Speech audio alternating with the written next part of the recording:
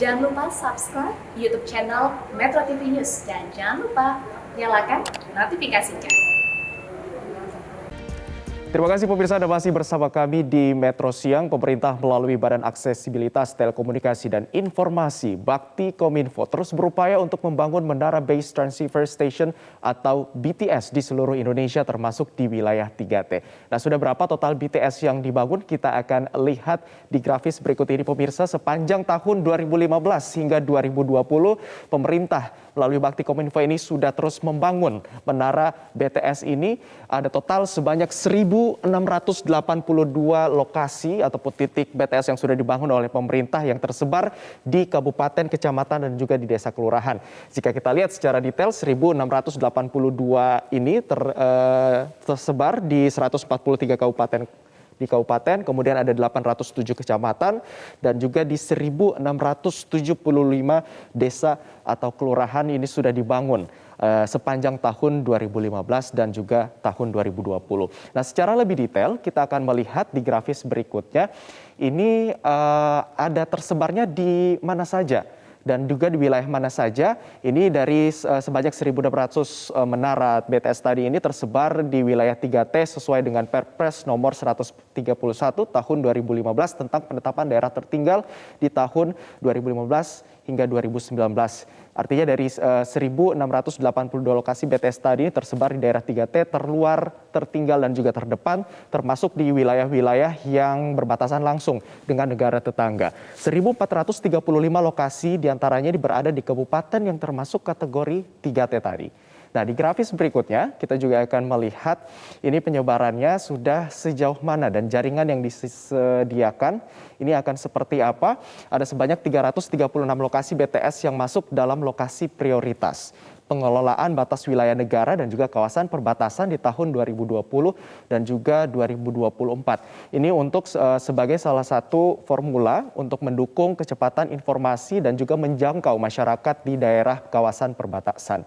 Nah, pembagian operator seluler ini juga turut didukung di 1.682 lokasi BTS tadi. Jika kita lihat secara detail, ada operator seluler Telkomsel. Ini ada sebanyak 1.158 lokasi BTS. Dan juga operator Indosat ada sebanyak 164 lokasi. Dan untuk XL ada sebanyak 360 lokasi. Kalau memang kita lihat untuk Telkomsel di sini paling mendominasi yakni 1.158 lokasi, diikuti oleh XL dan juga Indosat.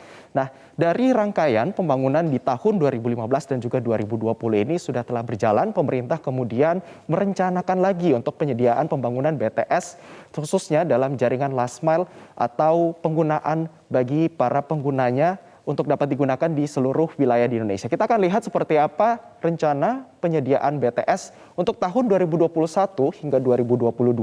Ini dibagi ke 5 paket pemirsa. Lebih tepatnya ada total sebanyak 7.900 desa atau kelurahan yang nantinya akan mendapatkan pembangunan BTS ini. Kita lihat di paket pertama ada target sebesar 1.364 desa dan juga kelurahan terbagi di 3 area. Yang pertama untuk area 1 di Sumatera sebanyak 132. Kemudian di area 2 dari Nusa Tenggara sebanyak 456 dan juga area 3 di Pulau Kalimantan ada sebanyak 776. Kemudian untuk paket kedua ada target pembangunan sebesar 1.336 desa kelurahan yang terbagi di 2 area. Area 4 yaitu Pulau Sulawesi sebanyak 536 dan area 5 di kawasan Pulau Maluku sebanyak 800 titik rencana pembangunan tower ataupun menara BTS ini. Kemudian di paket berikutnya, kita akan melihat di paket ketiga, ini ada target sebesar 1.795 desa kelurahan yang dibagi ke dalam 2 area, yakni area 6 untuk Papua Barat dengan pembangunan 824, area 7 Papua bagian tengah Barat. Ini sebanyak 971 BTS yang akan dibangun ataupun rencana penyediaan BTS. Di paket keempat, ada sebanyak 1.819 desa kelurahan dengan pembagian 2 area. Maksud kami satu area di area 8 yaitu Papua bagian tengah utara sebesar 1.819. Kemudian paket yang terakhir pemirsa ada sebanyak 1.590 desa atau kelurahan targetnya dengan area 9 ini berada di wilayah Papua bagian tengah selatan dengan jumlah sebesar 1.590. Dari target pembangunan penyediaan BTS ini tentunya untuk menyediakan jaringan akses atau last mile. Ini merupakan rantai jaringan telekomunikasi paling ujung atau paling dekat dengan pengguna akhir atau end user untuk dapat menikmati pelayanan komunikasi dan juga penyebaran informasi secara masif. Kita akan melihat seperti apa jaringan last mile atau jaringan akses dari pembangunan menara BTS ini dari Bakti Kominfo. Ini pastinya untuk menghubungkan ke pengguna atau pelanggan atau end user ya, kepada para pelanggannya, di mana kalau kita lihat di sini pemirsa dari tower BTS ini akan menghubungkan atau kan dapat memberikan rantai jaringan dari fixed broadband dan juga mobile broadband. Kita akan lihat di fixed broadband dulu ya. Ini adalah jaringan internet dengan penggunaan kabel. Ada sebanyak 479.125 BTS di seluruh wilayah Indonesia dapat mendukung layanan ini dengan penggunaan internet kabel yang juga memanfaatkan jaringan fiber optik, pemirsa. Jadi kalau bagi Anda yang di rumah menggunakan internet kabel, ini melalui jaringan fixed broadband ini. Kemudian langsung ke penggunaan pelanggan. Kemudian untuk mobile broadband ini bagi mobile seluler ya, atau jaringan yang digunakan melalui telepon genggam. Ini jaringannya sudah terbagi ada 2G, 3G, 4G, dan juga jaringan 5G yang saat ini tengah dikembangkan oleh pemerintah dan juga masih dalam tahap pengembangan.